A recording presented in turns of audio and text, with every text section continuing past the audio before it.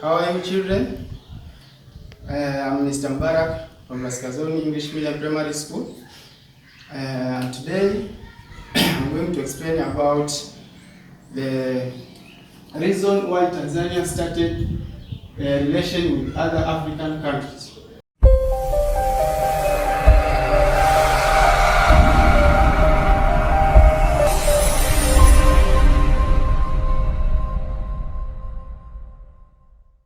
Reason why Tanzania started relations with other African countries.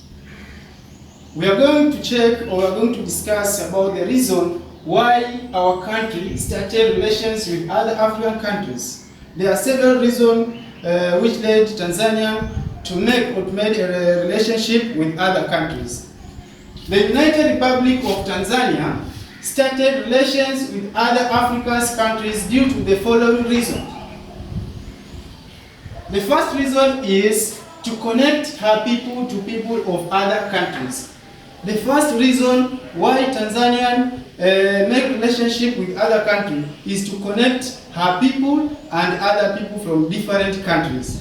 For example, Tanzanian people, they can travel to Kenya, and Kenyans, they can arrive in our country. Second point is to open up markets for Tanzanian products in other countries. To open up markets for Tanzanian products in other countries. In Tanzania, we have several products. For example, we have minerals such as gold, tanzanite. We have also uranium, which is the very expensive minerals in the world and the most poisonous one. So Tanzania, we are opening the markets for, with other countries to sell our goods. We are receiving goods, we are export and import. The third point is to develop ourselves economically through trade with other countries. To develop ourselves economically through trade with other countries. Through trade, sharing different products, our economic will increase. The other point, which is Roman number 4, to cooperate with other African countries in providing common services in railways, airways, harbors, ports, and telecommunication system. To cooperate with other African countries in providing common service in railway, airways, harbors, ports, and telecommunication. For example, I can give you an example. In Tanzania, we have a railway which is called Tanzania-Zambia Railway. So this it connects Tanzania and Zambia to transport different goods. The other point is to facilitate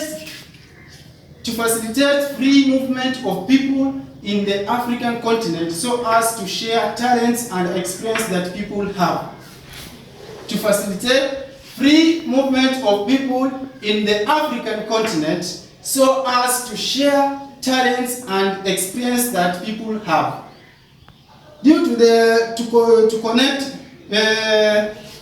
this relationship, Tanzanian people, they can move in this continent in different countries. We have seen that we have footballers who are traveling from Tanzania to the other countries. A good example is Mbwana Samata, who is playing football abroad, and we have other people who are doing different activities outside of our countries. This is a very important event which led Tanzania to make relationship with other countries. Now, areas of relationship between Tanzania and other African countries. Tanzania can build relationship with other African countries in 3 main areas, which are, those three main areas are political relations, second one is social relations, and the third one is economic relations. We have methods used to build relationship. We have method used to build relationship between Tanzania and other African countries. Tanzania used only one method to build relationship with other countries. The method, one of the methods Tanzania uses is to join different international organizations, which other countries have also joined, such as we have such organizations include East Africa Community, EAC. The long form of EAC is East Africa Community. Then we have SADC, and the last one we have AU.